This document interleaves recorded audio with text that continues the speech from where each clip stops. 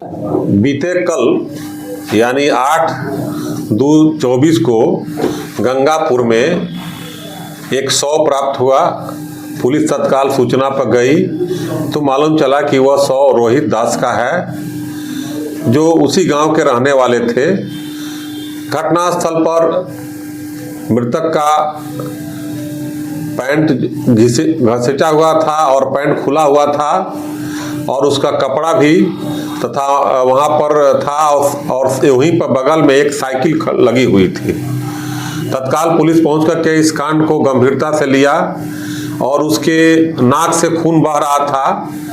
इससे स्पष्ट प्रतीत हो रहा था कि घटना जो है अविलंब इसी गांव के अंदर हुई है।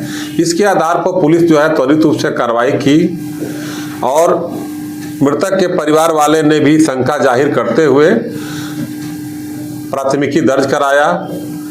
इसके आधार पर 2 व्यक्तियों की गिरफ्तारी की गई।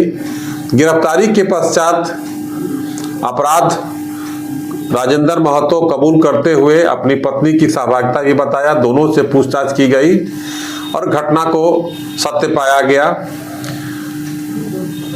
अनुसंधान के क्रम में यह तथ्य पाया गया कि संजू देवी नाम की महिला है, जो उसी गांव की रहने वाली है।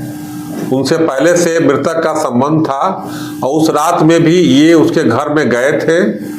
उसी क्रम में इनके पति जो है देख लिए और उस क्रम में घर में ही आपस में मारपीट हुआ और मृतक के साथ मारपीट किया गया और मारपीट करते हुए जब वो घर में मर गया तो उसको घसीटते हुए दूसरे जगह छिपाने के नियत से वहां पर शव को फेंक दिया गया।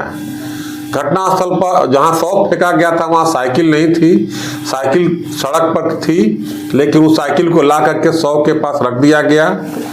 इन्होंने अपना अपराध स्वीकार किया है कि इनके द्वारा घटना कारित किया गया, जिसके कारण उसकी मृत्यु हो गई रोहित दास की। और जो मृतक का मोबाइल था उनके स्वीकारोक्ति बयान के आधार पर अभियुक्त के घर से बरामद किया गया है तथा एफएसएल की टीम बुलाई गई और एफएसएल की टीम बुलाई गई। उसके आधार पर उसके घर के अंदर खून के छींटे मिले हैं, नमूने मिले हैं, जिसकी जांच भी आगे की जाएगी।